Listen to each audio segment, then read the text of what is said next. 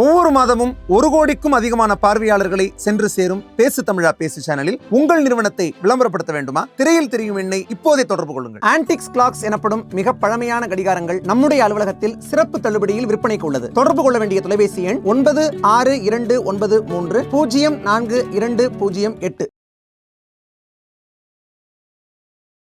நான் இப்போ உபவாசத்துல இருக்கேன். இதோட 2 நாள் மொத்தம் 45 மணி நேரம் உபவாசம். வெறும் தண்ணி தான் குடிச்சேன், சாப்பிடல. இந்த கான்வர்சேஷனுக்கு மரியாதை கொடுக்கணும்னு நினைச்சேன். இதுக்கான மைண்ட் செட் வரதுக்கும் ஆன்மீக நிலையை அடையவும் இதை செய்தேன். நீங்களும் பல நாட்கள் விரதம் இருப்பீங்கன்னு நான் படிச்சேன். நீங்கள் உபவாசம் இருப்பது ஏன்? நீங்க உபவாசம் இருக்கும் போது உங்க மனம் எதை நோக்கி செல்லும்? எனக்கு இது பெரிய ஆச்சரியமாக இருக்கிறது. நீங்கள் இப்போது உபவாசம் இருக்கிறீர்கள் என்னும் போது, அதுவும் உங்கள் நோக்கம் எனக்கு கௌரவம் அளிக்க வேண்டும் என்பதற்காக. இதற்கு நான் என் நன்றிகளை தெரிவிக்கிறேன். பாரதத்திலே இருக்கும் சமய பாரம்பரியங்கள் அவை உண்மையிலேயே வாழ்க்கை முறைகள். மேலும் எங்களுடைய உச்சநீதிமன்றம் இந்து சமயம் பற்றி அருமையாக விளக்கம் அளித்திருக்கிறது. எங்களுடைய உச்சநீதிமன்றம் என்ன சொல்லியிருக்கிறது? இந்து மதத்திலே எந்த பூஜை புனஸ்காரங்கள் வழிமுறைகள் பற்றி இல்லை. ஆனால் இது வாழ்க்கை முறையாகும், வாழ்க்கையை வாழும் வழிமுறை. மேலும் அதிலே எங்களுடைய சாஸ்திரங்களிலே சரீரம், மனம், புத்தி, ஆன்மா, மனித பண்பு, இதனை எந்த வகையிலே மேம்படுத்துவது, இந்த அனைத்து விஷயங்கள் பற்றி ஒரு வகையிலே விவாதங்களும் உண்டு, வழிகாட்டல்களும் உண்டு, பாரம்பரியங்கள் உண்டு, வழிமுறைகள் உண்டு. அதிலே ஒன்று உண்ணா நோன்பாகவும் இருக்கிறது. உபவாசமே அனைத்தும் கிடையாது. மேலும் பாரதத்திலே கலாச்சாரமாகட்டும், தத்துவங்களாகட்டும், சில வேளைகளில் நான் கவனிக்கிறேன், ஒழுங்குமுறைக்காக நான் எளிய மொழியில் பேசினேன் என்றால்,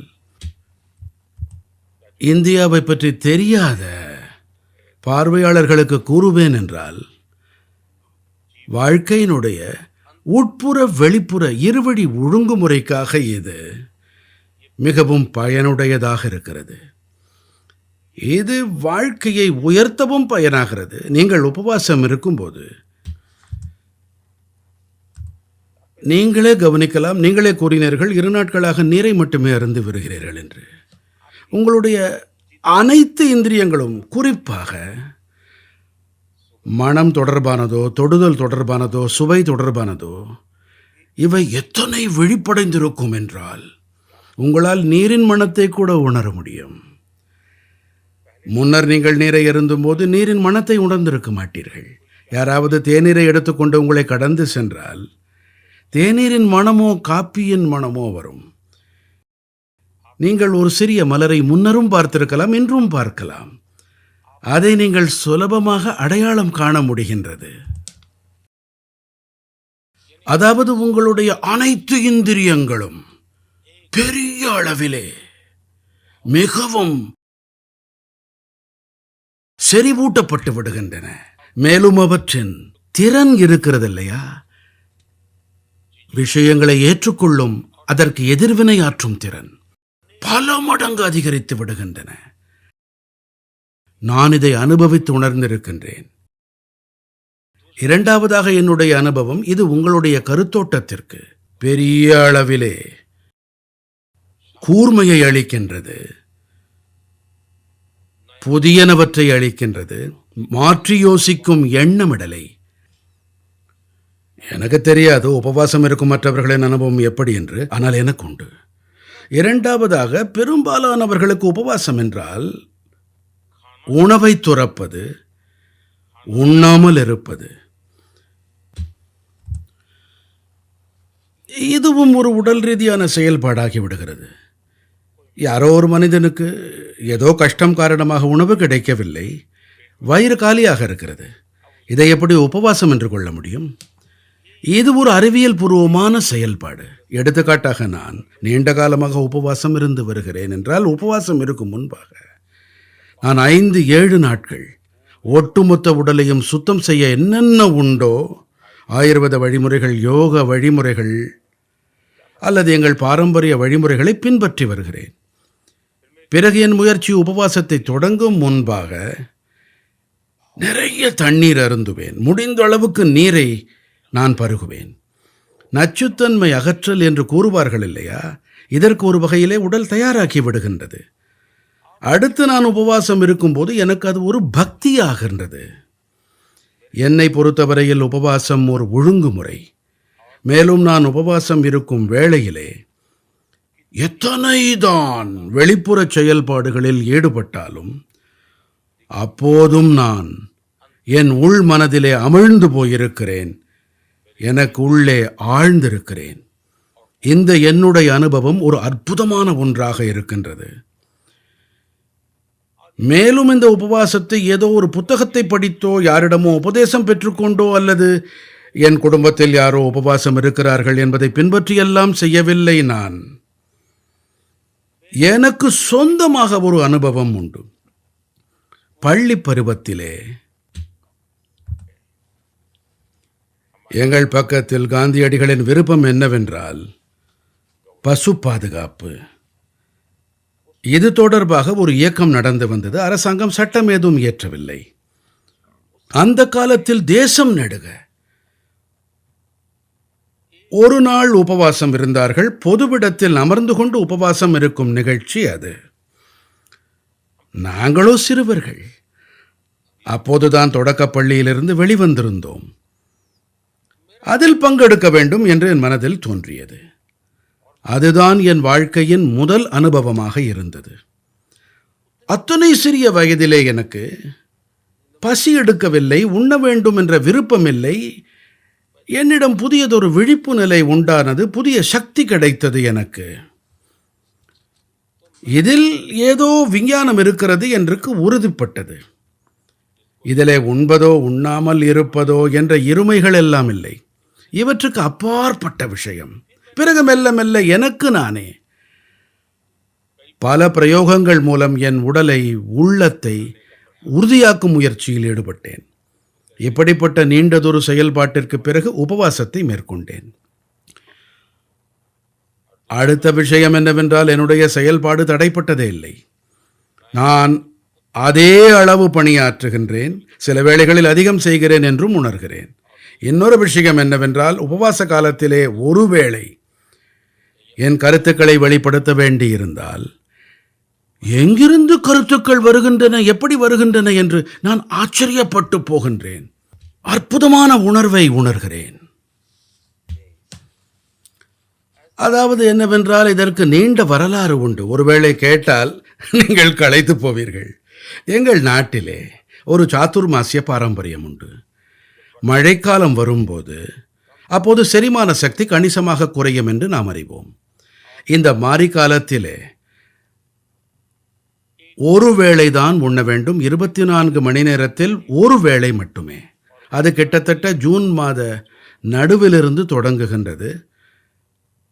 தீபாவளிக்கு பிறகு கிட்டத்தட்ட நவம்பர் வந்து விடுகிறது.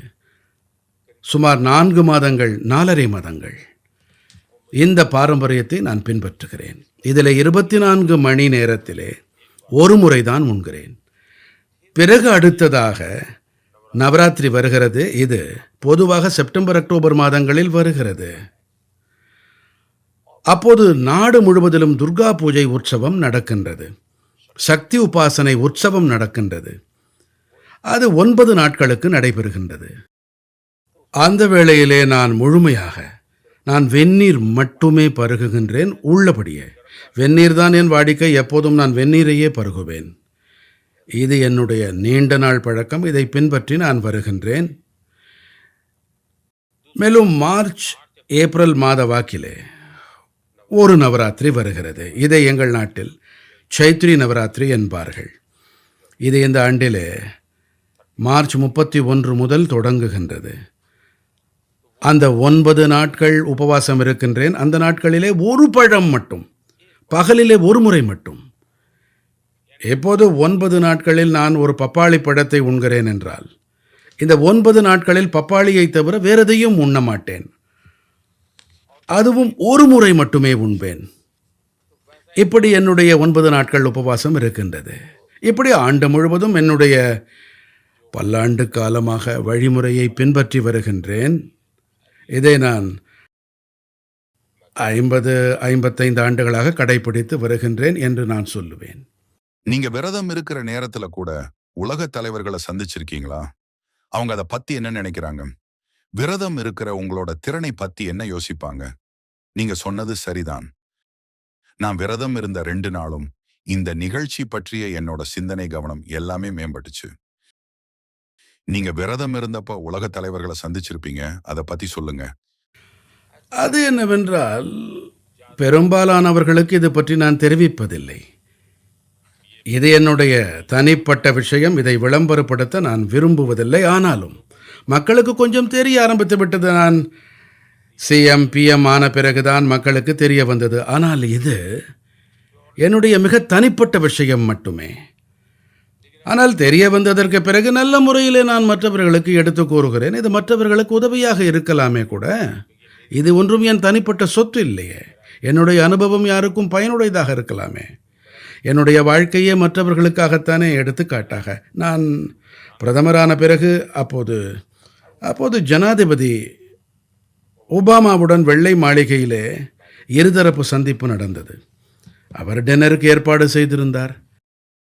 அப்போது இரு அரசுகளுக்கும் இடையே விவாதிக்கப்பட்டது, என்ன இது, டின்னரை அவசியம் செய்யுங்கள், ஆனால் பிரதமர் ஏதும் உண்ணவில்லையே. அவர்கள் மிகவும் கவலைப்பட்டார்கள். என்னது, இத்தனை பெரிய தேசத்தின் பிரதமர் வருகிறார், அவர் எதுவும் உண்ணாமல் எப்படி என்று கேட்டார்கள் அவர்கள். நாங்கள் அமர்ந்தபோது எனக்கு வெந்நீர் வந்தது. நான் மிகுந்த நகைச்சுவையோடு ஒபாமா அவர்களிடம் கூறினேன், பாருங்களையா, என்னுடைய டின்னர் வந்து விட்டது என்றேன். இப்படி சொல்லி நான் கோப்பையை எடுத்து வைத்தேன். பிறகு 2வது முறை நான் சென்றபோது அவருக்கு நினைவிருந்தது. பாருங்கள், போன முறை நீங்கள் உபவாசத்தில் இருந்தீர்கள், இந்த முறை சென்றபோது மதிய உணவு, இந்த முறை உபவாசம் இல்லை, 2 மடங்கு உண்ண வேண்டும் என்றார். மொத்தத்துல 20ஆம் நூற்றாண்டோட பெரும் தலைவர்கள்ல காந்தியும் ஒருத்தர், 21ஆம் நூற்றாண்டோட பெரும் தலைவர்கள்ல நீங்களும் ஒருத்தர். இந்த 2 நூற்றாண்டுகளும் வித்தியாசமானது. புவிசார் அரசியலை மிகவும் சாதுரியமா நீங்க கையாளறீங்க. நீங்க ஒரு சமநிலையை கண்டுபிடிச்சிருக்கீங்க. உலக மேடையில சக்தி வாய்ந்த நாடுகளோட பேச்சுவார்த்தை நடத்தும் போது நேசிக்கப்படுவது. நான் பிறந்தது குஜராத்தில் நடந்தது. மேலும் குஜராத்திலே, வடக்கு குஜராத்திலே, மெஹசானா மாவட்டத்திலே வடுநகர் என்ற ஒரு சிறிய குடியிருப்பு பகுதியிலே உள்ளபடியே இந்த இடம் மிகவும் சரித்திர முக்கியத்துவம் வாய்ந்தது. அங்கேதான் நான் பிறந்தேன், அங்கேதான் நான் படித்தேன். இப்போது நாம் இன்றைய உலகை பார்க்கும்போது, நான் கிராமத்தில் அங்கே வசிக்கும் காலத்தில் நான் வாழ்ந்த சூழ்நிலையிலே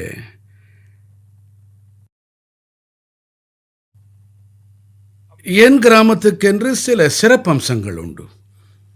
பார்க்க போனால் உலகத்திலேயே இது மிகவும் அரிதான ஒன்று.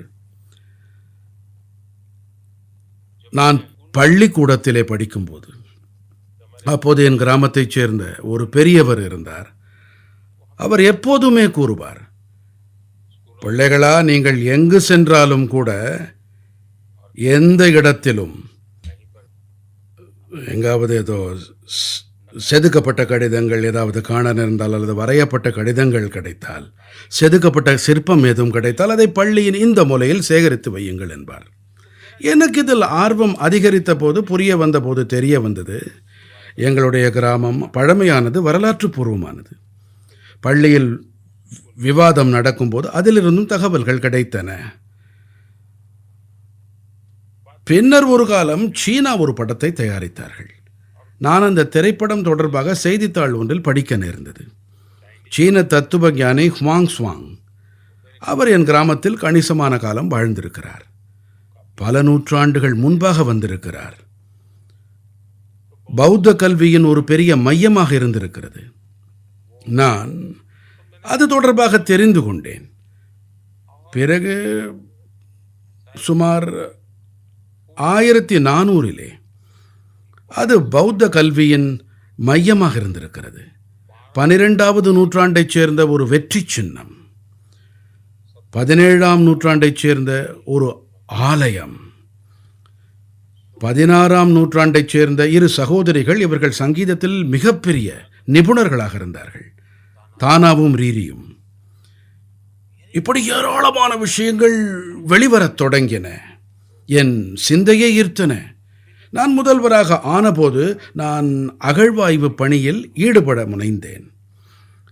அகழ்வாய்வு பணியை மேற்கொண்ட போது தெரிய வந்தது, இது அந்த காலத்தில் ஆயிரக்கணக்கான புத்த பிக்குகளின் மையமாக இருந்து வந்திருக்கிறது. மேலும் பௌத்தம், ஜெயினம், ஹிந்து 3 பாரம்பரியங்களின் தாக்கம் அங்கே இருந்திருக்கின்றது. மேலும் எங்களுக்கு வரலாற்று புத்தகங்களோடு மட்டும் நின்று போகும் விஷயமாக இருக்கவில்லை. அங்கே ஒவ்வொரு கல்லும் பேசியது, ஒவ்வொரு சுவரும் பல்லாயிரம் கதைகள் சொல்லின. பிறகு நாங்கள் அகழ்வாய்வு செய்யும் பணிகளை தொடங்கிய போது அங்கே கிடைத்த பொருட்கள் வரலாற்று ரீதியான மகத்துவம் வாய்ந்தவை. இதுவரை அங்கே 2800 ஆண்டுகள் வரையான சான்றுகள் கிடைத்திருக்கின்றன.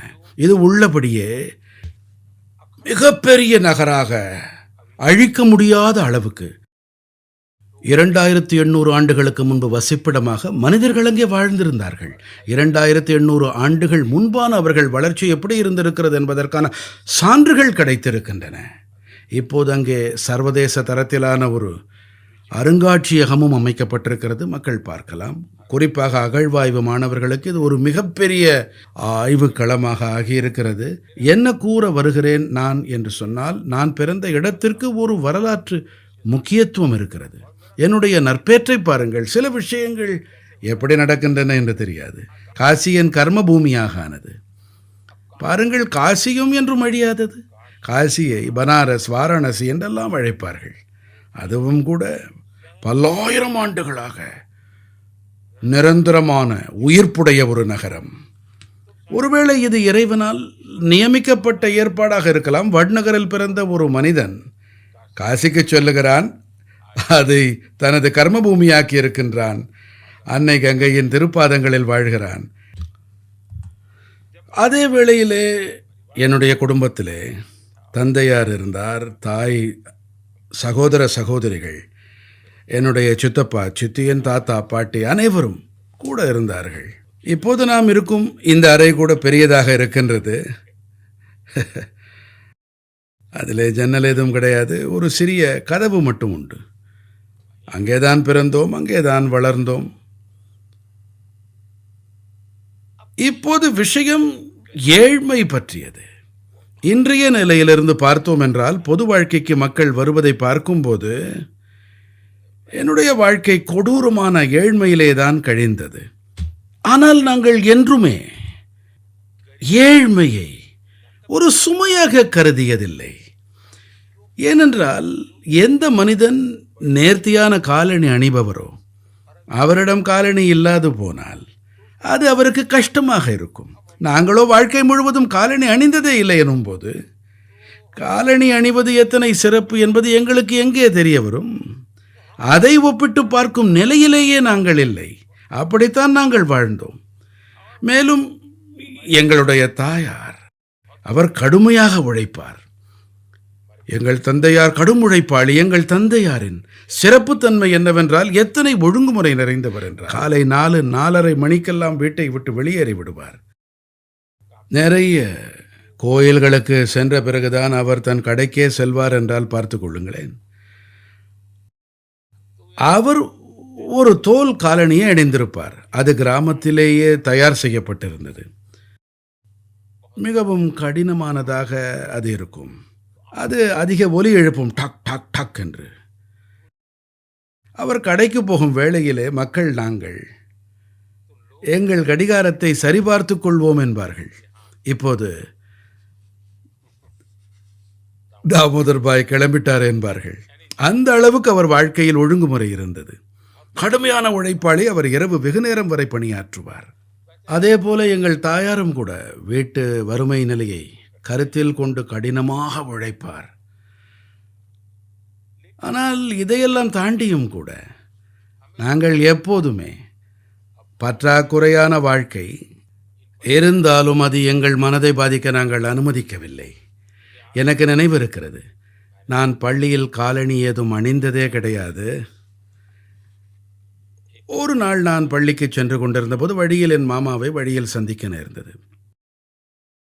என்ன, இப்படியா பள்ளிக்கு செல்கிறாய் என்று என்னை பார்த்து கேட்டார். காலணி இல்லையா என்று வினவினார். அவர் உடனே எனக்கு ஒரு கேன்வாஸ் காலணியை வாங்கி கொடுத்தார். எனக்கு அணிவித்தார். அப்போது அதன் விலை 10-15 ரூபாய் இருக்கும். அந்த காலணி அது ஒரு கேன்வாஸாலான காலணி.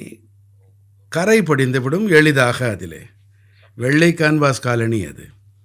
நான் என்ன செய்வேன் என்றால், பள்ளியில் மாலையில் பள்ளி விட்ட பிறகு நான் கொஞ்ச நேரம் பள்ளியிலேயே தங்குவேன்.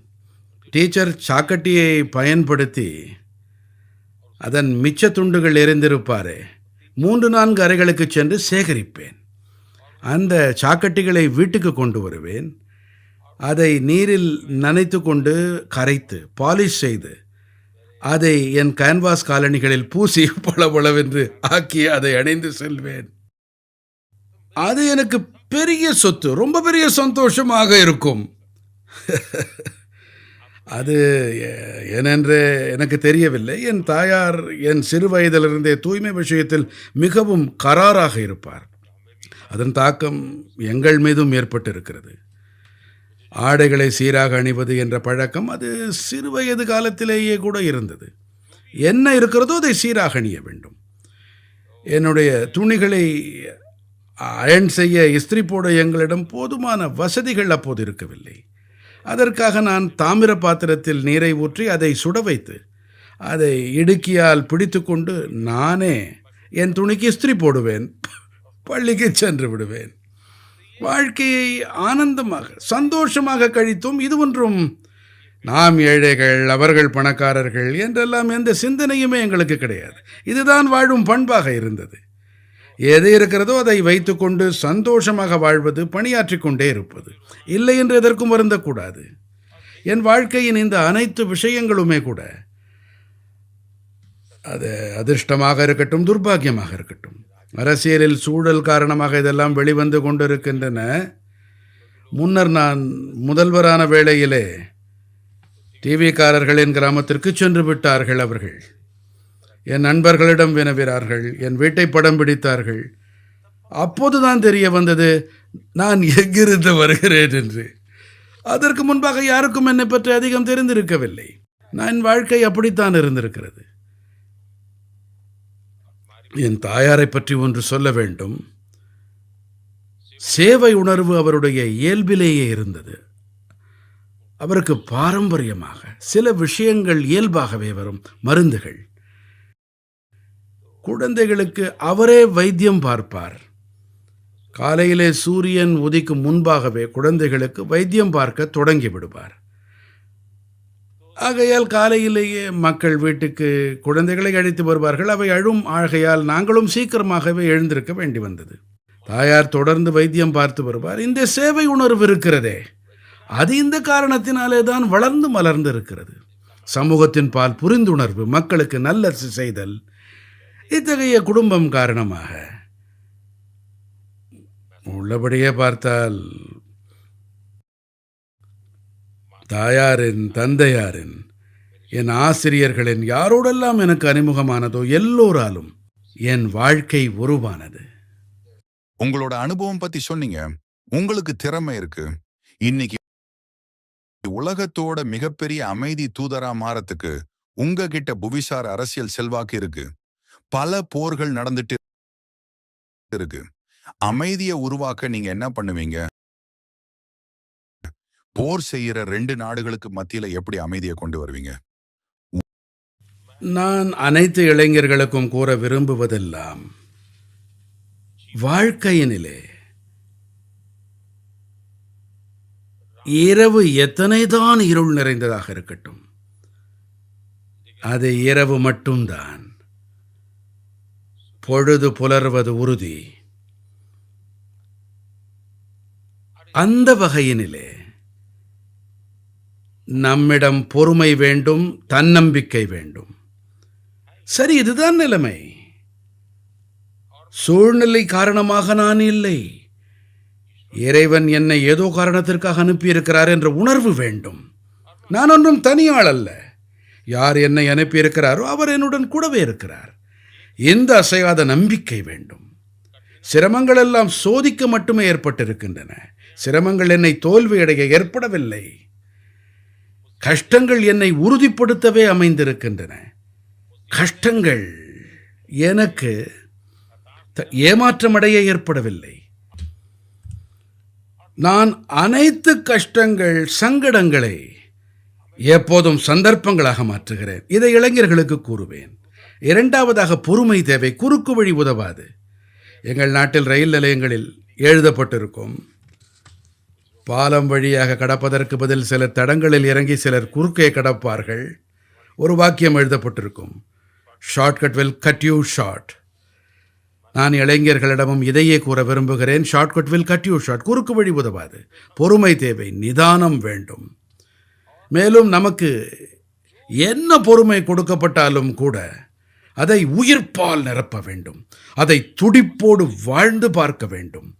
அதில் சந்தோஷம் அடைய வேண்டும்.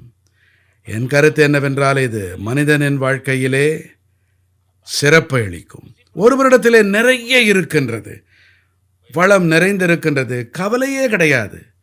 அவரும் கூட போர்வையை போர்த்தி கொண்டு உறங்கினார் என்றால் அவரும் நஷ்டப்பட்டு போவார். இதெல்லாம் என்னிடம் இருக்கலாம். இருந்தாலும் கூட நான் என் திறமையால் பெருக்குவேன் என்று முடிவெடுக்க வேண்டும். என்னுடைய திறமையால் சமூகத்துக்கு நிறைய பங்களிப்பளிக்க வேண்டும். நான் நல்ல நிலையில் இருந்தாலுமே கூட செய்ய நிறைய இருக்கிறது. நான் மோசமான நிலையில் இருந்தாலும் கூட செய்ய நிறைய பணி இருக்கின்றது. இதையே விரும்புகிறேன். அடுத்ததாக நான் பார்க்கிறேன், சிலர் போதும்பா எத்தனை கற்றுக்கொண்டாச்சு, இதுக்கு மேலே வேணான்பார்கள். வாழ்க்கையிலே உள்ளே இருக்குமானவனை என்றுமே மரணிக்க விடக்கூடாது. தொடர்ச்சியாக கற்றுக்கொண்டே இருக்க வேண்டும்.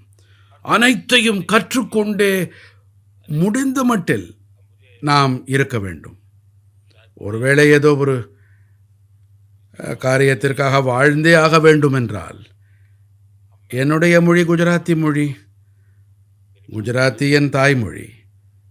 மேலும் நான் ஹிந்தி மொழியை அறிந்திருக்கவில்லை. வாக்கு சாதுரியம் என்றால் என்ன? எப்படி உரையாட வேண்டும்? தந்தையாரோடு தேநீர் கடையில் அமர்ந்திருக்கும் போது மிகச்சிறிய வயதிலே ஏராளமானவர்களை சந்திக்கும் வாய்ப்பு கிடைத்தது. அப்போது ஒவ்வொரு முறையும் ஏதாவது கற்றுக்கொள்ளும் வாய்ப்பு கிடைத்தது. அவர்களின் நடைமுறை, பேசும் வழிமுறை, இவற்றிலிருந்து நான் கற்றுக்கொண்டேன். ஆம், இந்த விஷயங்கள் இந்த நிலையில் நாம் இன்று இல்லை என்றாலும் அப்படி இருந்தால் ஏன் இப்படி செய்யக்கூடாது, இப்படி ஏன் நடக்கக்கூடாது?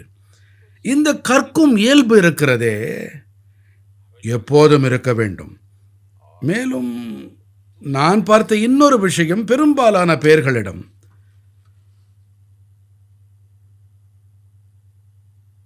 ஆவது அடைவது தொடர்பான ஒரு கனவை அவர்கள் வைத்திருப்பார்கள், இலக்கு வைத்திருப்பார்கள். அது இல்லாது போனால் ஏமாற்றமே அவர்களுக்கு மிஞ்சும். ஆகையால் எப்போதும் என் நண்பர்களிடம் உரையாடும் சந்தர்ப்பம் எனக்கு வாய்க்கும் போதெல்லாம் கூறுவேன், ஆவது அடைவது என்ற கனவை காண்பதற்கு பதிலாக ஒன்றை செய்யும் கனவை காணுங்கள் என்பேன். ஒன்றை செய்யும் கனவை காணும் போது, உதாரணமாக 10 எட்ட தீர்மானித்து 8 எட்டினால் ஏமாற்றமடைய மாட்டீர்கள். நீங்கள் 10 எட்ட முயல்வீர்கள். ஆனால் நீங்கள் ஆவது தொடர்பாக கனவு கண்டால், அப்படி ஆகவில்லை என்றால் நீங்கள் அடைந்ததை கூட நீங்கள் சுமையாக உணர்வீர்கள்.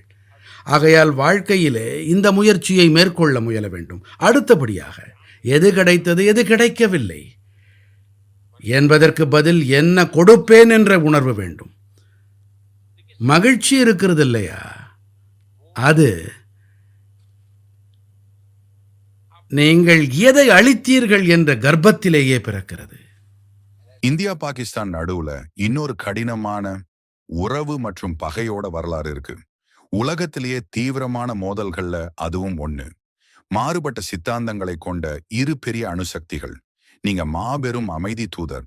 ஒரு தொலைநோக்கு பார்வையா இந்தியா பாகிஸ்தானுக்கு நடுவுல நட்பு, அமைதி, நல்லுறவு உருவாக என்ன வழின்னு நினைக்கிறீங்க? பாகிஸ்தானோட நல்ல உறவை உருவாக்க நீங்க கடந்த காலத்துல பண்ண முயற்சிகள் பத்தி ஏதாவது சொல்ல முடியுமா? கடினமாக நீங்கள் உழைத்திருக்கிறீர்கள் என்று எனக்கு தெரிகிறது. பாருங்கள், நான் இந்த விஷயம் தொடர்பாக அதிகம் பேசுவதில்லை என்றாலும் கூட சில புற விஷயங்கள் குறித்து கண்டிப்பாக நான் பகிர்ந்து கொள்ளுகிறேன். அப்போது நான் ஒரு சிறிய இடத்தில் வசித்து வந்தேன். எங்களுடைய வாழ்க்கை சமூகமயமானதொரு வாழ்க்கைதான். ஏனென்றால் மக்களுக்கு மத்தியிலே வாழ்வது சமூக பாங்கான வாழ்க்கை. கிராமத்தில் இருந்த ஒரு நூலகம் செல்வது, அங்கே புத்தகங்களை படிப்பது. அந்த புத்தகங்களை நான் படிக்கும்போது எனக்கு என்ன தோன்றும் என்றால், நான் என் வாழ்க்கையை நானும் ஏன் அப்படி பயிலக்கூடாது, அப்படி செய்யலாமே. நான் சுவாமி விவேகானந்தர் பற்றி படிக்கும் போதும் கூட, சத்ரபதி சிவாஜி மகாராஜ் பற்றி படிக்கும் போதும் கூட, இப்படி எப்படி வாழ்ந்தார்கள், வாழ்க்கையை அமைத்துக் கொண்டார்கள் என்று தோன்றும். இதற்காக நானுமே கூட என்னிடத்திலே பல சோதனைகளை மேற்கொண்டேன். என்னிடத்தில் இந்த சோதனைகளின் நிலை பற்றி சொல்ல வேண்டுமானால் இவை உடலோடு தொடர்புடையனவாக இருந்தன. பொதுவாக எங்கள் ஊரில் அதிக குளிர் இருக்காது. ஆனால் டிசம்பர் மாதத்தில் சில சமயம் குளிரும். இருந்தாலும் கூட இரவிலே அப்போது இயல்பாக சற்று குளிரத்தான் செய்யும். சில சமயம் நான் தீர்மானம் செய்வேன், இன்று நான் திறந்த வெளியிலே உறங்குவேன் என்று. உடலை போர்த்திக் கொள்ள எந்த போர்வையையும் பயன்படுத்த மாட்டேன். குளிர் என்ன செய்கிறது என்று பார்த்து விடுவோமே. சில வேளைகளில் என் சிறிய வயதிலே இப்படிப்பட்ட பரிசோதனைகளை மேற்கொண்டிருக்கிறேன். இப்படி பல பரிசோதனைகளை செய்திருக்கிறேன். அடுத்து என்னை பொறுத்த மட்டில் நூலகம் செல்வது, பல புத்தகங்கள் படிப்பது, குளக்கரைக்கு செல்வது, குடும்பத்தாரின் துணிமணிகளை துவைப்பது, இதோடு நீச்சல் பயிற்சியும் நடக்கும். இது ஒரு வகையிலே உடற்பயிற்சியாகவும் இருந்தது எனக்கு. இப்படிப்பட்ட விஷயங்கள் எல்லாம் என் வாழ்க்கையோடு இணைந்திருந்தன. இதற்கு பிறகு நான் விவேகானந்தரை பற்றி படிக்கையில் நான் மேலும் கவரப்பட்டேன். ஒரு முறை சுவாமிஜி பற்றி படிக்கையிலே அவர் தாயார் நோய்வாய்ப்பட்டிருந்தார். அப்போது ராமகிருஷ்ண பரமஹம்சரிடம் சென்றார். அவரோடு சண்டை போடுவார், விவாதங்களில் ஈடுபடுவார். தன்னுடைய தொடக்க நாட்களிலே அவர் தன்னுடைய புத்தி ரீதியான சக்தியை பயன்படுத்த முடியுமோ பயன்படுத்தினார். என் தாய் நோயில் படுத்திருக்கிறார், நான் சம்பாதித்துக் கொண்டிருந்தேன், இன்று என்னால் ஒன்றுமே செய்ய முடியவில்லையே என்றார். என்னை ஏன் பிடுங்குகிறாய் என்றார் ராமகிருஷ்ண பரமஹம்சர். காளி அன்னை அங்கே இருக்கிறாள், அன்னை காளி இருக்கிறாள், உனக்கு என்ன தேவையோ அவளிடம் பெற்றுக்கொள் என்றார். விவேகானந்தர் சென்றார். காளிதேவியின் விக்கிரகம் முன்பு சென்று மணிக்கணக்காய் அமர்ந்து சாதனையில் ஈடுபட்டார். அமர்ந்தபடியே இருந்தார். பல மணி நேரம் கழித்து திரும்பி வந்தார். கேட்டாயா என்று வினவினார் பரமஹம்சர். உன் தாயிடம் கேட்டுவிட்டாயா? இல்லை என்றால். கேட்கவில்லை என்றார். அப்படி என்றால் பாதகமில்லை, நாளை மறுபடி கேள் என்றார். உன் வேலையை அம்மா செய்து கொடுப்பாள், அவளிடமே கேள். 2வது நாள் 3வது நாளும் சென்றார். அப்போதுதான் அவர் கவனித்தார், என்னால் ஏன் எதையும் கேட்க முடியவில்லை? என் தாயின் உடல்நிலை சரியில்லை, எனக்கு தேவை இருக்கிறது. நான் தாயின் முன்பாக அமர்ந்திருக்கிறேன், அவளிடத்திலே என்னை இழந்திருக்கிறேன். ஆனால் என்னால் தாயிடம் எதையுமே கேட்க முடியவில்லையே. வெறும் கைகளோடு திரும்ப வருகிறேனே. நான் எதையுமே கேட்கவில்லை என்று ராமகிருஷ்ண பரமஹம்சரிடம் கூற வேண்டி இருக்கிறதே. தேவியிடம் சென்று எதையும் வேண்ட முடியாமல் இருப்பது, அந்த ஒரு விஷயம் அவருடைய மனதிற்குள்ளே ஒரு சுடரை ஏற்றியது. அவர் வாழ்க்கையில் அது ஒரு தீப்பொறியானது. அதிலிருந்துதான் அழித்தல் உணர்வு பிறந்தது. என் கருத்துப்படி இது ஒருவேளை விவேகானந்தரின் வாழ்வின் இந்த சின்ன சம்பவம் என் வாழ்க்கையை மிகவும் ஆழமாக தொட்டது. அதாவது உலகிற்கு எதை அளித்தால் என் மனதிலே சந்தோஷம் பிறக்கும், உலகிலிருந்து பெற என்னிடம் தாகத்தின் வறட்சியே இருக்கும். என் மனம் தேடத் தொடங்கியது, சிவன் சீவன் இரண்டின் ஒருமை என்றால் என்ன? சிவனுக்கு சேவை செய்வது என்றால் சீவனின் சேவையில் ஈடுபடு.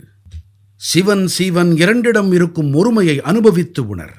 மெய்யான அத்வைதத்தை இதில்தான் நாம் வாழ முடியும். எப்படிப்பட்ட உணர்வுகளை என் மனம் கடைந்து கொண்டிருந்தது. பிறகு இந்த சிந்தனை என் மனதை ஆக்கிரமிக்கத் தொடங்கியது. எனக்கு ஒரு சம்பவம் நினைவிருக்கிறது. நாங்கள் வசித்து வந்த பகுதியில் அதன் வெளியே ஒரு மகாதேவருடைய ஒரு ஆலயம் இருந்தது. அங்கே ஒரு புனிதர் வந்தார். அந்த புனிதர் ஒரு வகை சாதனையில் ஈடுபட்டிருந்தார். நானுமே அவரிடம் சற்று கவரப்பட்டிருந்தேன். இவரிடம் ஏதோ ஆன்மீக சக்தி இருக்கலாம் என்று கருதினேன். ஏனென்றால் விவேகானந்தர் பற்றி படித்திருந்தேன், ஆனால் அவரை பார்த்ததில்லை. இப்படிப்பட்டவர்களைத்தான் காண முடிந்தது. அவர் நவராத்திரி விரதத்தை கடைபிடித்திருந்தார். அவர் தன்னுடைய கரங்களிலே, எங்கள் ஊரில் ஜவேரா என்று அழைப்பார்கள், பயிர் செய்வோம், இந்த ஒரு வகை புல்லை கைகளில் இப்படி வைத்து உறங்குவது 9வது நாள் வரை, இப்படி ஒரு விரதம் உண்டு. அந்த மகாத்மா இவ்வாறு செய்தார். அந்த நாட்களில்தான் என்னுடைய மாமாவினுடைய குடும்பத்திலே என் சித்திகளில் ஒருவருக்கு திருமணம் நடக்கவிருந்தது. என் குடும்பம் முழுவதும் மாமாவின் வீட்டிற்கு செல்ல ஏற்பாடு. மாமாவின் வீட்டிற்கு செல்வது என்பது எந்த குழந்தைக்கும் சந்தோஷமான விஷயம். நான் இங்கே தான் இருப்பேன், நான் வரமாட்டேன் என்று என் வீட்டாரிடம் கூறிவிட்டேன். நான் இந்த சுவாமிஜியின் சேவையில் ஈடுபடுவேன், இவர் கைகளில் இதை வைத்திருப்பதால் உண்ணவோ அருந்தவோ முடியாது, நான் உதவுவேன் என்று சொன்னேன். அந்த சிறு வயதில் நான் திருமணத்திற்கு செல்லவில்லை, இவரோடையே இருந்தேன். அந்த சுவாமிஜியின் சேவையில் ஈடுபட்டிருந்தேன். இந்த திசையில் தான் என் மனம் ஈடுபட்டிருந்தது. சில சமயம் இராணுவத்தில் பணிபுரிபவர்கள் என் ஊரைச் சேர்ந்தவர்கள் விடுமுறையில் வந்தால் சீருடை அணிந்து அவர்கள் செல்லும் பொழுது நான் நாள் முழுக்க நானும் அவர்கள் பின்னாலேயே சுற்றி சுற்றி வருவேன். அட, தேச சேவையில் எப்படி ஈடுபடுகிறார்கள் என்று. ஆனால் ஒன்று, எனக்காக அல்ல, ஏதோ ஒன்றை சாதிக்க வேண்டும் என்ற உணர்வு மட்டும் இருந்தது. அதிக புரிதல் இல்லை, எந்த செயல் திட்டமும் கிடையாது. பசி இருந்தது, அதாவது இந்த வாழ்க்கையை தெரிந்து கொள்ள, அடையாளம் காண. இப்படித்தான் நான் வெளிப்பட்டேன், கிளம்பி விட்டேன். அங்கே ராமகிருஷ்ண மிஷனோடு எனக்கு தொடர்பு ஏற்பட்டு அங்கே இருந்த துறவிகள் என்னை மிகவும் நேசித்தார்கள், ஆசியளித்தார்கள். சுவாமி ஆத்மஸ்தானந்தாஜியுடன் என் நெருக்கம் அதிகமானது. அவர் கிட்டத்தட்ட 100 ஆண்டுகள் வரை வாழ்ந்திருந்தார். அவருடைய வாழ்வின் கடைசி தருணங்களிலே என்னுடைய பெருமாசை என்னவென்றால், பிரதமர் இல்லத்தில் அவர் வசிக்க வேண்டும் என்பதுதான். பொறுப்புகள் காரணமாக அவரால் வர முடியவில்லை என்றாலும் நான் முதல்வராக இருந்தபோது வந்திருக்கிறார். அவருடைய ஆசிகள் எனக்கு நிரம்ப கிடைத்திருக்கின்றது. அவர்தான் எனக்கு வழிகாட்டினார். நீ ஏன் இங்கே வர நினைக்கிறாய்? நீ செய்ய வேண்டிய வேலை வேறிடத்திலே. உன்னுடைய நலன் உனக்கு முதன்மையா அல்லது சமூக நலன் முதன்மையா? விவேகானந்தர் கூறியதெல்லாம் சமூக நன்மைக்குத்தானே. நீ சேவை புரியவே படைக்கப்பட்டிருக்கிறாய். நான் ஒரு வகையிலே அப்போது ஏமாற்றமடைந்தேன். உபதேசம் கிடைத்ததே தவிர உதவி கிடைக்கவில்லையே. பிறகு நான் என் பாதையில் பயணிக்கத் தொடங்கினேன். பல இடங்களில் இமயமலை பகுதிகளில் தெரிந்தேன். நிறைய அனுபவம் அடைந்தேன், பார்த்தேன். பல வகையான அனுபவங்களை பெற முடிந்தது. பல மனிதர்களோடு பெரிய தவசீலர்களை சந்திக்கும் வாய்ப்பு கிடைத்தது. ஆனால் என் மனம் ஒரு நிலையில் நிலை பெறவில்லை. வயதும் இளவயது, அதிக தாகம் இருந்தது, தெரிந்து கொள்ள வேண்டும் என்ற தவிப்பு இருந்தது. ஒரு வித்தியாசமான அனுபவம் கிடைத்தது. அங்கிருக்கும் சூழல் வேறானது. மலைகளினுடைய பனிமூடிய சூழலில் வசிக்க வேண்டி வந்தது எனக்கு. ஆனால் அனைத்தும் என்னை உறுதிப்படுத்த உதவிகரமாக இருந்தன. எனக்குள்ளே இருந்த வல்லமை இது எனக்கு பலத்தை அளித்தது. சாதனையிலே ஈடுபடுவது, விடியும் முன்பாக எழுவது, நீராடுவது, மக்கள் சேவையிலே ஈடுபட்டு வருவது, இயல்பாகவே மூத்த துறவிகள் இருந்தார்கள். தவசீலர்களுக்கு சேவை புரிவது. ஒரு முறை அங்கே இயற்கை பேரிடர் ஏற்பட்டது. நான் பல கிராமவாசிகளின் சேவையிலே ஈடுபட்டேன். இந்த இந்த புனிதர்கள், துறவிகள், இவர்களுக்கு அருகே நான் வசித்த போது பெரும்பகுதி ஒரே இடத்திலே நான் தங்குவது கிடையாது. நான் தெரிந்து கொண்டே இருந்தேன். எப்படிப்பட்ட வாழ்க்கையை நான் வாழ்ந்தேன். நீங்க சொன்ன மாதிரி சுவாமி ஆத்மஸ்தானந்தரோடு ராமகிருஷ்ண மடத்தில் இருந்ததை பற்றி பலருக்கு தெரியாது. அவர்தான் உங்களை சேவைக்கான வாழ்க்கையை நோக்கி வழிநடத்தினாரு. அந்த நேரத்துல நீங்க சந்நியாசத்தை தேர்ந்தெடுத்திருக்கலாம். நீங்க எல்லாத்தையும் விட்டுட்டு துறவியா இருந்திருப்பீங்க. அப்படி நடந்திருந்தா ஒரு பக்கம் நீங்க துறவி நரேந்திர மோடியாகவும் பிரதமர் நரேந்திர மோடியாகவும் இருந்திருப்பீங்க. அவருதான் எல்லா நிலையிலையும் சேவை வாழ்க்கையை தேர்ந்தெடுக்க உங்களுக்கு உதவினாரு. அதாவது பாருங்கள், புறப்பார்வையிலே பார்த்தால் என்ன தோன்றும் என்று சொன்னால், என்னை தலைவர் என்றோ பிரதமர் என்றோ முதல்வர் என்றோ மக்கள் என்ன வேண்டுமானாலும் அழைக்கலாம். ஆனால் எனக்குள்ளே வாழ்க்கை அது சீராகவே இருந்தது. சிறு வயதிலே தாய் குழந்தைகளுக்கு மருத்துவம் பார்த்தது. அந்த வேளையிலே குழந்தைகளை கவனித்து கொண்ட மோடி, இமயத்தில் திரிந்து கொண்டிருந்த மோடி, அல்லது இன்று இந்த இடத்திலே அமர்ந்து கொண்டு பணியாற்றும் மோடி, இவர்கள் அனைவரிடத்திலும் ஒரு சீரான இழை இருக்கிறது. ஒவ்வொரு கணமும் மற்றவர்களுக்காக மட்டும் வாழ வேண்டும். இந்த சமநோக்கு காரணமாக எனக்கு துறவி தலைவர் இருவருக்கும் இடையே வேறுபாடில்லை. உலகின் பார்வையில் இருக்கலாம், அந்த ஆடை வேறு, வாழ்க்கை வேறு, நாள் முழுக்க மொழி வேறு, இங்கே பணி வேறு. ஆனால் எனக்குள்ளே இருக்கும் தனித்தன்மை அது என்னவோ அதே விலகி நிற்கும் உணர்வோடு கடமையை செய்து வருகின்றது. இப்போ ஒரு சிம்பிள் கேள்வி கேட்கிறேன். யார் கிரிக்கெட் டீம் மிகச்சிறந்தது ஆனது? இந்தியாவோடதா இல்ல பாகிஸ்தானோடதா? மைதானத்துல ரெண்டு அணிகளும் ஒரு போட்டியோட தான் எப்பவும் இருக்கிறாங்க. அது நீங்க சொன்ன புவிசார் பதட்டங்களை கூட உருவாக்குது. பாகிஸ்தான் இந்தியா நடுவுல ஒரு நல்ல உறவை உருவாக்குறதுல கிரிக்கெட், கால்பந்து உள்ளிட்ட அதாவது ஒரு விஷயம், சிறு வயதிலேயே கூட ஏதாவது செய்து கொண்டே இருக்க வேண்டும் என்பதே என் இயல்பு. எனக்கு நினைவிருக்கிறது, எங்கள் பகுதியில் ஒரு மாக்கோசி என்ற ஒருவர், பெயர் சரியாக நினைவில்லை, சேவாதளத்தைச் சேர்ந்தவர். அவர் மாக்கோசி சோனி என்பது மாதிரியான பெயருடையவர். அவர் தன் கைகளிலே வாசிக்கக்கூடிய ஒரு தப்பட்டையை வைத்திருப்பார். தேசபக்தி பாடல்களை பாடி வருவார். அவர் குரலும் அருமையாக இருக்கும். எங்கள் கிராமத்திற்கும் வருவார். பல்வேறு இடங்களில் பல நிகழ்ச்சிகள் நடக்கும். நான் பித்து பிடித்தவனைப் போல அவருக்கு பின்னே பாட்டு கேட்டுக்கொண்டே சென்று விடுவேன். இரவு முழுக்கவும் அவருடைய தேசபக்தி பாடல்களை கேட்டுக்கொண்டே இருப்பேன். எனக்கு ரொம்ப பிடித்திருந்தது. ஏன் பிடித்தது தெரியாது. இதே போலத்தான் எங்கள் பகுதியில் RSSன் ஷாக்கா நடந்து வந்தது. ஷாக்காவில் விளையாட்டுகளோடு தேசபக்தி பாடல்கள் பாடுவோம். அது மனதுக்கு இதமாக இருக்கும், மனதுக்கு பெரும் உற்சாகத்தை அளிக்கும் எனக்கு. இப்படித்தான் நாங்கள் சங்கத்தில் இணைந்தோம்.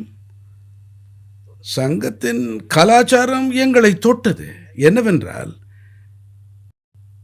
என்ன நினைத்தாலும், என்ன செய்தாலும், எதை படித்தாலும் கூட நிறைய படிக்க வேண்டும். அது தேசத்திற்கு உதவிகரமாக இருக்க வேண்டும். உடற்பயிற்சி மேற்கொண்டாலும் அதிகம் செய்து அது தேசத்திற்கு உதவிகரமாக இருக்க வேண்டும். இதைத்தான் அங்கே தொடர்ந்து கற்பித்து வந்தார்கள். சங்கம் அது ஒரு மிகப்பெரிய அமைப்பு. மேலும் அது தனது நூற்றாண்டை இந்த ஆண்டு கொண்டாடி வருகின்றது. அதோட உலகத்திலே இத்தனை பெரிய ஸ்வயம் சேவக அமைப்பு இருப்பதாக நான் கேள்விப்பட்டதில்லை. கோடிக்கணக்கான மக்கள் இதோடு இணைந்திருக்கின்றார்கள்.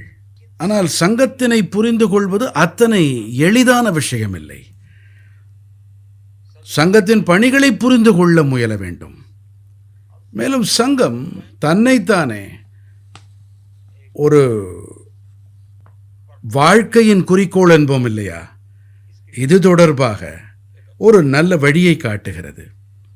இரண்டாவதாக, தேசமே அனைத்துமாகும். மேலும் மக்கள் சேவையே மகேசன் சேவை. இதைத்தான் எங்களுடைய வேத காலத்திலிருந்து கூறுவது, எங்கள் ரிஷிகள் கூறியது, சுவாமி விவேகானந்தர் கூறியது. இதைத்தான் சங்கத்தவர்கள் கூறுகிறார்கள்.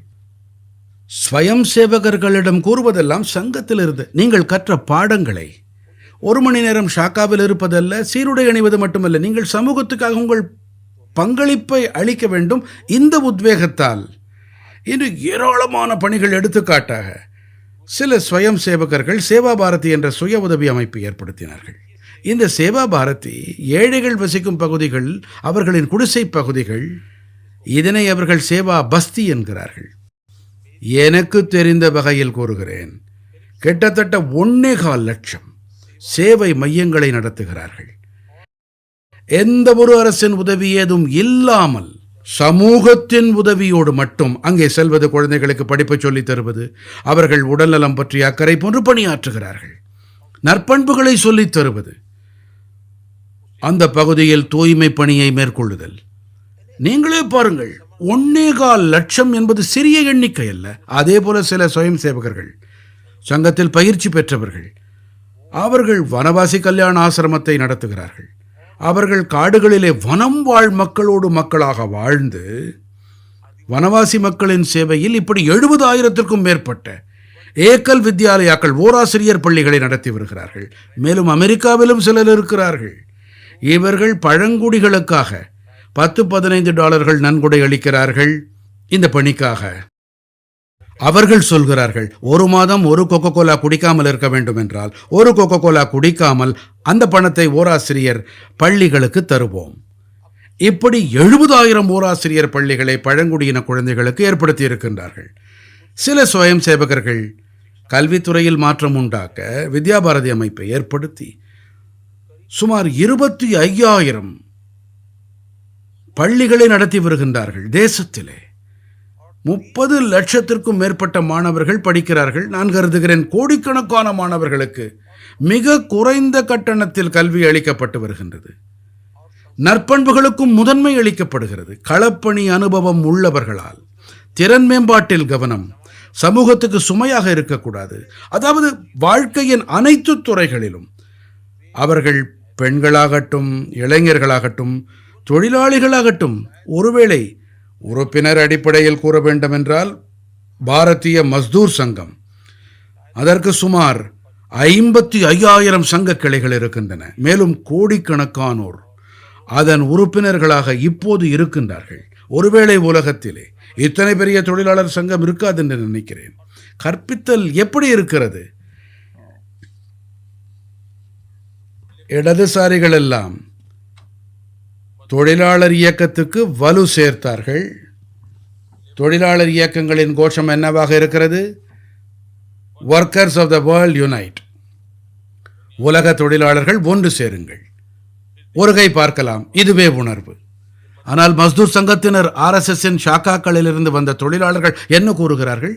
அவர்கள் கூறுகிறார்கள், தொழிலாளர்களே, உலகத்தை இணையுங்கள். அவர்கள் கூறுகிறார்கள், உலக தொழிலாளர்களே ஒன்று சேருங்கள். இவர்கள் கூறுகிறார்கள், தொழிலாளர்களே, உலகை ஒன்றிணையுங்கள். எத்தனை பெரிய வித்தியாசம்! வாக்கியத்தில் சொற்கள் இங்கே அங்கே மாற்றி இருந்தாலும் எத்தனை பெரிய கருத்தியல் மாற்றம்! சங்கத்தின் ஷாக்காவில் இருந்து வெளிப்பட்ட இவர்கள் தங்கள் விருப்பம், நாட்டம், இயல்புக்கு ஏற்ப பணியாற்றும் போது இந்த வகையான மாற்றத்தை ஏற்படுத்தி வருகின்றார்கள்.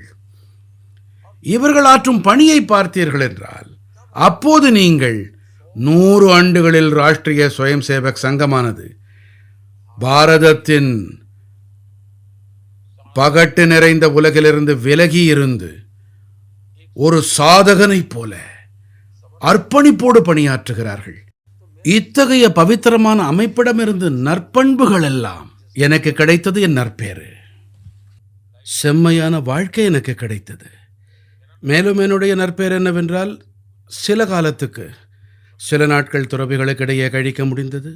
அந்த வகையில் எனக்கு ஆன்மீக அனுபவம் ஏற்பட்டது. அமைப்பு வாயிலாக செம்மையான வாழ்க்கை கிடைத்தது. துறவிகள் வாயிலாக ஆன்மீக அனுபவம் வாய்த்தது. சுவாமி ஆத்மஸ்தானானந்த் போன்றவர்கள் வாழ்க்கை முழுக்க என் கைப்பிடித்து அழைத்துச் சென்றார்கள். ஒவ்வொரு கணமும் எனக்கு வழிகாட்டி கொண்டிருந்தார்கள். ஆக ராமகிருஷ்ண மிஷன், சுவாமி விவேகானந்தர் அவர்களின் வழிகாட்டுதல்கள், சங்கத்தின் சேவை உணர்வு, இவை அனைத்துமே என்னை உருவாக்குவதில் மிகப்பெரிய பங்களிப்பை அளித்திருக்கின்றன. இந்தியான்ற சிந்தனையை அவங்க முன்னெடுத்தாங்க. இந்தியாவை ஒன்றிணைக்கிற ஐடியா எது? ஒரு தேசமா இந்தியா என்பது என்ன? பலதரப்பட்ட சமூகங்கள், கலாச்சாரங்களை ஒருங்கிணைக்கிற அடிப்படை எண்ணம் எது? அதை பத்தி சொல்லுங்க. அதாவது ஒரு பாரதம், இது ஒரு கலாச்சார அடையாளம், ஒரு கலாச்சார ரீதியிலான ஆயிரக்கணக்கான ஆண்டுகள் தொன்மையான நாகரிகம். பாரதத்தின் விசாலத்தன்மையை பாருங்கள். 100க்கும் மேற்பட்ட மொழிகள், ஆயிரக்கணக்கான வழக்கு மொழிகள். நீங்கள் பாரதத்தின் சில மைல்கள் சென்றால், நாங்கள் சொல்லுவோம் 20 மைல்கள் சென்றால் வழக்கு மொழி மாறிவிடும், வழக்கங்கள் மாறிவிடும், சமையல் முறை மாறிவிடும், உடையணிகள் மாறிவிடும். தென்னாடு முதல் வடநாடு வரை தேசம் முழுக்க பன்முகத்தன்மை நிறைந்து கிடக்கிறது. ஆனால் மேலும் ஆழமாக ஆராய்ந்தால் அப்போது உங்களுக்கு ஒரு இழை புலப்படும். எடுத்துக்காட்டாக, எங்கள் நாட்டிலே பகவான் ராமன் பற்றி அனைவருமே விரித்து பேசுவார்கள். ராமனின் பெயரை அனைத்து இடங்களிலும் நீங்கள் கேட்கலாம். ஆனால் நீங்கள் பார்த்தீர்களானால், தமிழ்நாட்டிலிருந்து தொடங்கி ஜம்மு காஷ்மீரம் வரை சென்றால் தங்கள் பெயரிலே ராமன் உடைய பலர் தென்படுவார்கள் உங்களுக்கு. குஜராத்திற்கு சென்றால் ராம்பாய் என்பார்கள், தமிழ்நாட்டுக்கு சென்றால் ராமச்சந்திரன் என்பார்கள், மகாராஷ்டிரம் சென்றால் ராம்பாவு என்பார்கள். அதாவது இந்த சிறப்பு தன்மைதான் பாரதத்தை ஒன்றிணைக்கிறது. எடுத்துக்காட்டாக, நீங்கள் எங்கள் தேசத்தில் நீராடினீர்கள் என்றால் என்ன செய்வீர்கள்? பக்கெட்டிலிருந்து நீரை மொண்டு கொள்வீர்கள்.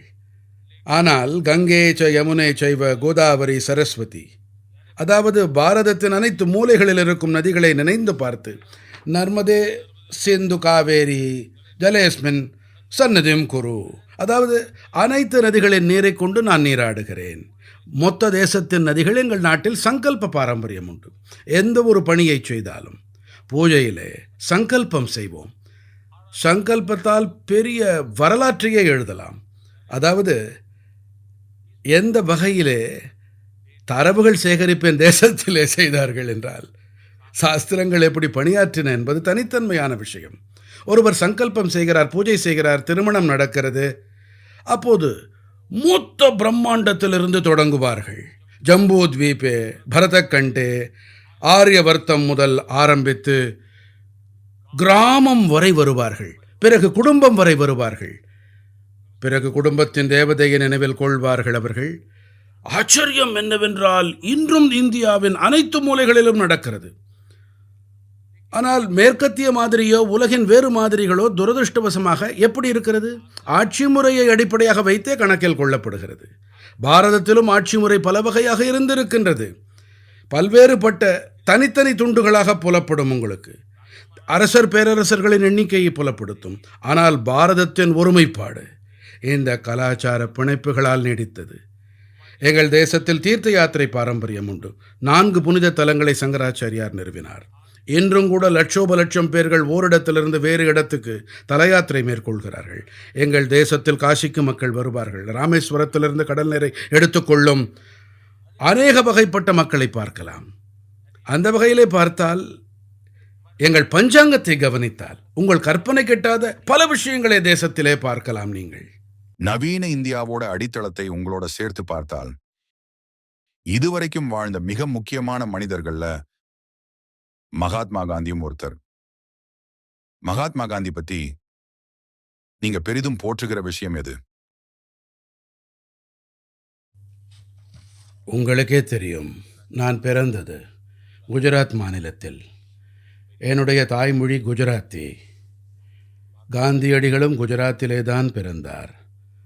அவருடைய தாய்மொழியும் கூட குஜராத்தி தான். அவர் பேரிஸ்டர் ஆனார். அயல் நாடுகளிலே வாழ்ந்தார். அவருக்கு பல சந்தர்ப்பங்கள் கிடைத்தன. ஆனால் உள்ளார்ந்து உறையும் உணர்வு, குடும்பம் அவருக்கு அளித்த நற்பண்புகள் காரணமாக அனைத்தையும் துறந்துவிட்டு பாரத நாட்டவருக்கு சேவை புரிய வைத்தது. பாரதத்தின் சுதந்திர வேள்வியிலே அவர் ஈடுபட்டார். காந்தியடிகளின் செயல்பாடுகளின் மகத்தான தாக்கம் இன்றும் கூட பாரத நாட்டின் வாழ்வியல் மீது ஏதோ ஒரு வகையிலே புலப்படுகிறது. மேலும் காந்தியடிகள் எதை உபதேசித்தாரோ அதை வாழ முயற்சி செய்தார். எடுத்துக்காட்டாக தூய்மை. அவர் தூய்மையின் நேசனாகவும் இருந்தார். தாமே கூட தூய்மை பணியில் ஈடுபட்டார். எங்கே சென்றாலும் தூய்மை பற்றியே பேசினார். இன்னொரு விஷயம், பாரதம் சுதந்திர போரில் ஈடுபட்டது. பாரதம் முகலாயர்களாக இருக்கலாம், ஆங்கிலேயர்களாக இருக்கலாம், வேறு யாராகவும் இருக்கலாம். இந்தியாவினுடைய பல நூறு ஆண்டு கால அடிமை தலைகளை தாண்டி அனைத்து காலகட்டங்களிலும் கூட அனைத்து பகுதிகளிலேயும் எங்காவது ஓரிடத்திலே சுதந்திரத்தை எரியாமல் இருந்ததில்லை. லட்சோப லட்சம் மக்கள் உயிர் தியாகங்கள் புரிந்திருக்கின்றார்கள். லட்சக்கணக்கானோர் உயிர் தியாகம் செய்திருக்கிறார்கள். சுதந்திரத்திற்காக இன்னுயிரை இழந்திருக்கிறார்கள். தங்கள் இளமையை சிறைகளில் தொலைத்திருக்கிறார்கள். அண்ணல் காந்தியடிகளும் சுதந்திர வேள்வியில் ஈடுபட்டார். ஆனால் என்ன வித்தியாசம்? அவர்களெல்லாம் தபசீலர்கள், வீர திருமகன்கள், தியாகிகள், தேசத்திற்காக தியாகம் புரிந்தவர்கள். ஆனால் வந்தார்கள், தேசத்திற்காக உயிரை அர்ப்பணித்தார்கள். பாரம்பரியம் மிகவும் வலுவாக இருந்தது, சூழலும் அமைந்திருந்தது. ஆனால் காந்தியடிகளோ மக்கள் இயக்கத்தை ஏற்படுத்தினார். ஆனால் சாதாரண மக்களில் ஒருவர் துப்புரவு செய்தால் நீ சுதந்திரத்திற்காக செய்கிறாய், ஒருவருக்கு கல்வி பயில்வித்தால் நீ சுதந்திரத்திற்காக செய்கிறாய், நீ சர்க்காவில் நூல் நூற்கிறாய், காதியை உருவாக்குகின்றாய், நீ சுதந்திர பணியில் ஈடுபடுகிறாய், நீ தொழுநோயாளிகள் சேவையில் ஈடுபட்டால் சுதந்திரத்திற்காக செய்கின்றாய். அவர் அனைத்து பணிகளையும் சுதந்திரத்தின் வண்ணங்களால் நிறைத்தார். இதன் காரணமாக சாமானிய மக்களும் தாங்களும் சுதந்திர வேள்வியில் பங்குதாரர்கள் என்று உணர்ந்தார்கள். இப்படிப்பட்ட மக்கள் இயக்கத்தை காந்தியடிகள் ஏற்படுத்தினார். இதனை ஆங்கிலேயர்களால் புரிந்து கொள்ளவே முடியவில்லை. ஆங்கிலேயர்களுக்கு சற்றும் புரியவில்லை. ஒரு சிட்டிகை உப்பு, டாண்டி யாத்திரை ஒரு மிகப்பெரிய புரட்சியை ஏற்படுத்த வல்லது. அதை செய்தும் காட்டினார். இதுவே வல்லமை. அவருடைய வாழ்க்கை, நடவடிக்கை, வழிமுறை, அவருடைய தோற்றம், அவருடைய செயல்பாடுகள் அனைத்தும் தாக்கத்தை ஏற்படுத்தின. நானே கூட பார்த்திருக்கிறேன். அவர் பற்றிய பல சிறிய பெரிய சம்பவங்கள் புகழ்பெற்றதாக இருக்கின்றன. அவர் ஒருமுறை வட்டமேஜை மாநாட்டிலே இந்திய விடுதலை குறித்து பேச அவர் வட்டமேஜை மாநாட்டிற்கு சென்றிருந்தார்.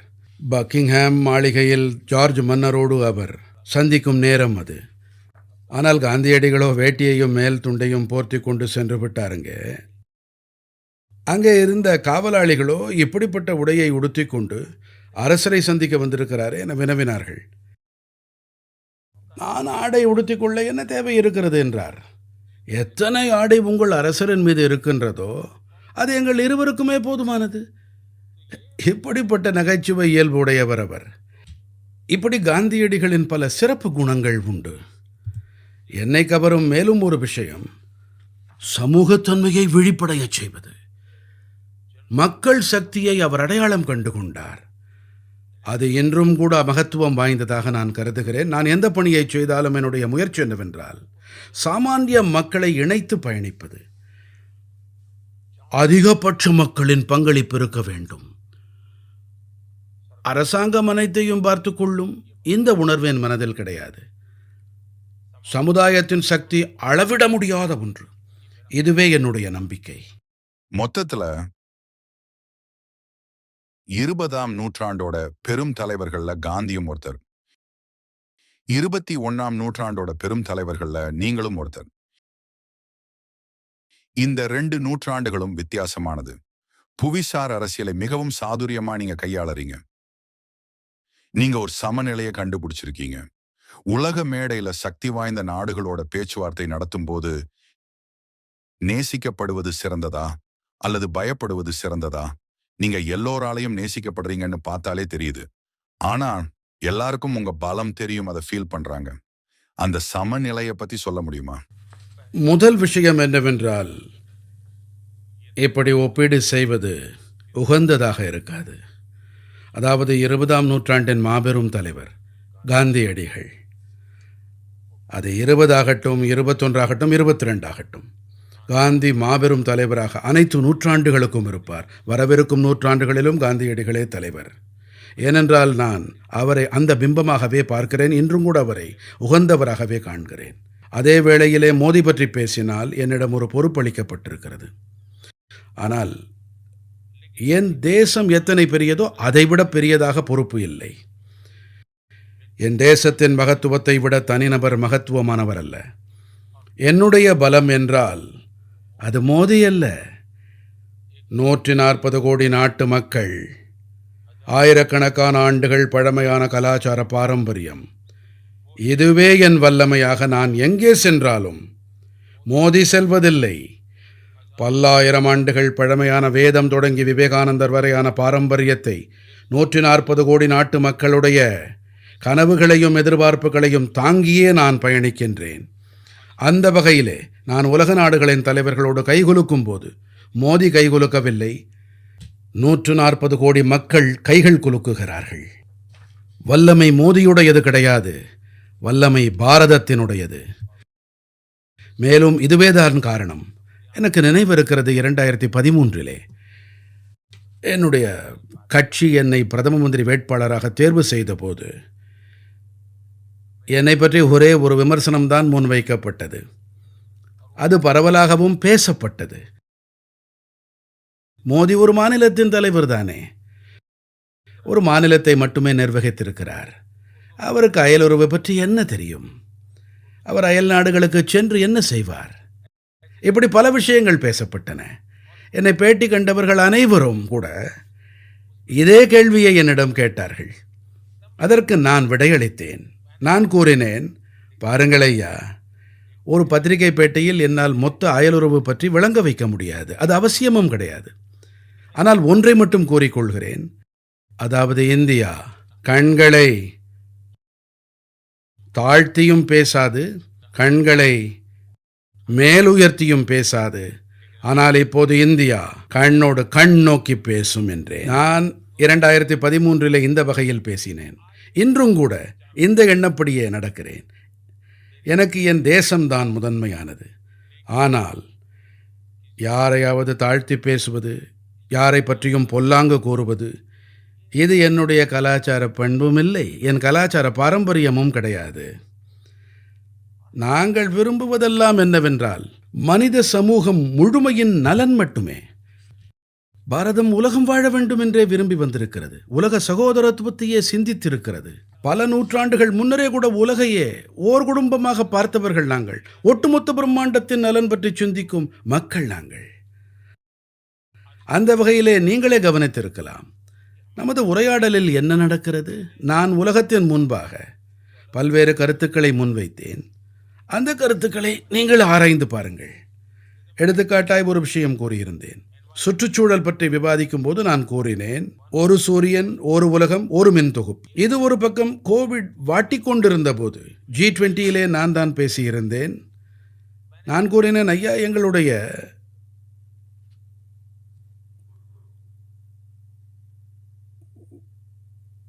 ஒரு ஆரோக்கியம் பற்றிய கோட்பாட்டை நாம் மேம்படுத்த வேண்டும் என்றேன். அதாவது எப்போதுமே என்னுடைய முயற்சி என்னவாக இருந்தது என்றால், எடுத்துக்காட்டாய் G20 என்னுடைய லோகோ ஒரு பூமி, ஒரு குடும்பம், ஒரு எதிர்காலம். அனைத்து விஷயங்களிலும் எங்களை வார்த்தெடுக்கும் பண்பான ஒற்றுமையை இணைத்தோம். இப்போது நாங்கள் புதுப்பிக்கவல்ல எரிசக்தி தொடர்பான இயக்கத்தை முடுக்கினோம். சர்வதேச சூரிய சக்தி கூட்டமைப்பை ஏற்படுத்தினோம். நாங்கள் ஒரு சூரியன், ஒரு உலகம், ஒரு மின் தொகுப்பு. உலகம் தொடர்பாக இதே உணர்வு. கோவிட் காலத்தில் ஆரோக்கியம் தொடர்பாக ஒரு பூமி ஒரு ஆரோக்கியம் என்று சொன்னோம்.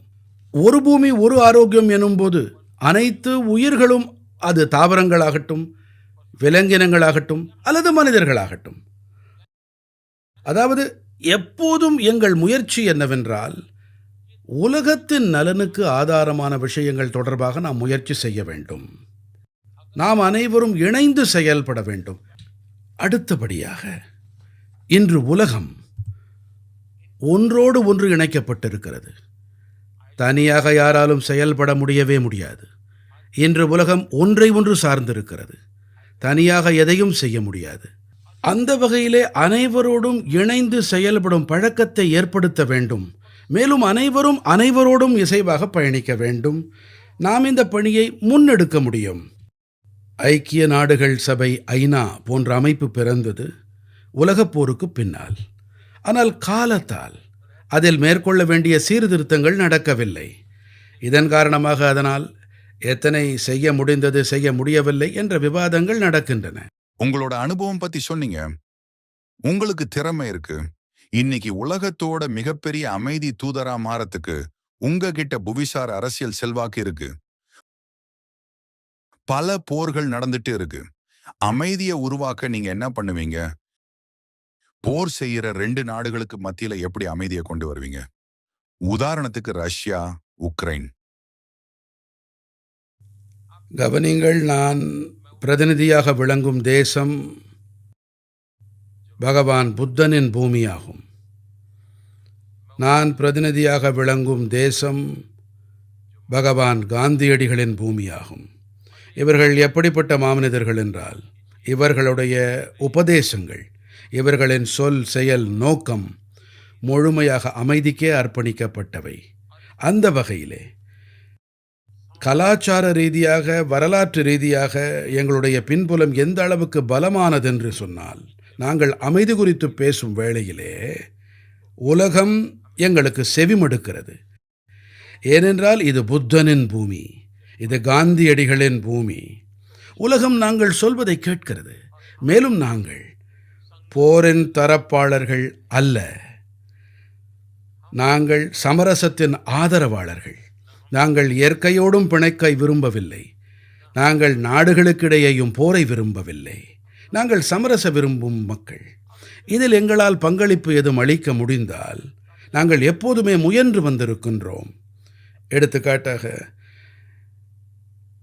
எங்களுக்கு ரஷ்யாவுடனும் நெருங்கிய உறவு, உக்ரைனுடனும் நெருங்கிய உறவு. என்னால் ஜனாதிபதி புட்டினுடன் அமர்ந்து கொண்டு உலகிற்கு உரைக்க முடியும், இது போருக்கான காலமல்ல என்று. நான் ஜெலன்ஸ்கிக்கும் ஒரு நண்பன் என்ற முறையிலே கூற முடியும், ஐயா, உலகம் எத்தனைதான் உங்களுக்கு துணையாய் நின்றாலும் போர்க்களத்திலே எப்போதுமே முடிவுகளை காண முடியாது. முடிவுகள் எப்போதுமே மேஜையிலே தான் எட்ட முடியும். முடிவுகளை எப்போது எட்ட முடியும் என்றால், அந்த மேஜையிலே உக்ரைனும் ரஷ்யாவும் இருவரும் இருக்கும்போது தான். உலகனைத்தும் உக்ரைனுக்கு ஆதரவாக என்னதான் மண்டையை உடைத்துக் கொண்டாலும் அதனால் முடிவுகளை எட்ட முடியாது. இருதரப்பும் இருக்க வேண்டியது அவசியம். தொடக்கத்தில் புரிய வைக்க முடியவில்லை. ஆனால் இன்று ஏற்பட்டிருக்கும் சூழ்நிலை காரணமாக எனக்கு என்ன தோன்றுகிறது என்றால், ரஷ்யா, உக்ரைன் இருவரும், நான் நம்பிக்கையாளன், அவர்கள் நிறைய இரத்தம் சிந்தி இருக்கிறார்கள். உலகிற்கும் நிறைய இழப்பு, உலக தென்னாடுகளுக்கு நிறைய இழப்பு ஏற்பட்டிருக்கிறது. உலகம் முழுவதிலும் உணவு, எரிபொருள் மற்றும் உரங்கள் சங்கடம் ஏற்பட்டிருக்கிறது. மிக விரைவாக அமைதி திரும்ப வேண்டும் என்று உலகம் விரும்புகிறது. நான் அமைதியின் தரப்பாளன் என்று எப்போதுமே கூறி வந்திருக்கின்றேன். நான் சார்பில்லாதவன் இல்லை, நான் அமைதி தரப்பாளன் தான். தொடர்ந்து முயன்று வருகின்றேன். இந்தியா பாகிஸ்தான் நடுவுல இன்னொரு கடினமான உறவு மற்றும் பகையோட வரலாறு இருக்கு. உலகத்திலேயே தீவிரமான மோதல்கள்ல அதுவும் ஒண்ணு. மாறுபட்ட சித்தாந்தங்களை கொண்ட 2 பெரிய அணுசக்திகள். நீங்க மாபெரும் அமைதி தூதர். ஒரு தொலைநோக்கு பார்வையா இந்தியா பாகிஸ்தானுக்கு நடுவுல நட்பு, அமைதி, நல்லுறவு உருவாக என்ன வழின்னு நினைக்கிறீங்க? ஒரு விஷயம், வரலாற்றின் சில விஷயங்கள் பற்றி உலகில் பலருக்கு தெரிவதில்லை. 1947க்கு முன்பாக சுதந்திர போராட்டத்திலே அனைவரும் இணைந்தே போராடி வந்தார்கள்.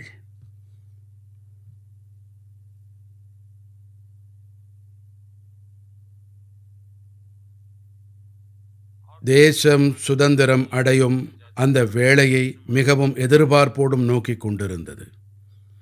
அந்த நேரத்திலே என்ன சங்கடம் இருந்ததோ அதன் பல தரப்புகள் பற்றி நீண்ட விவாதங்களில் நாம் ஈடுபடலாம். அந்த நேரத்தில் தலைமையில் இருந்தவர்கள் பாரதம் துண்டாடப்படுவதை ஏற்றுக்கொண்டார்கள். அவர்கள் முசல்மான்களுக்கென தனி தேசம் வேண்டுமென்றால் அதை அழித்து விட்டுங்கள், அப்படி உணர்ந்தார்கள். பாரத தேசத்தவர்கள் நெஞ்சினில் கடும் பாறையை தாங்கி மிகுந்த வலியோடு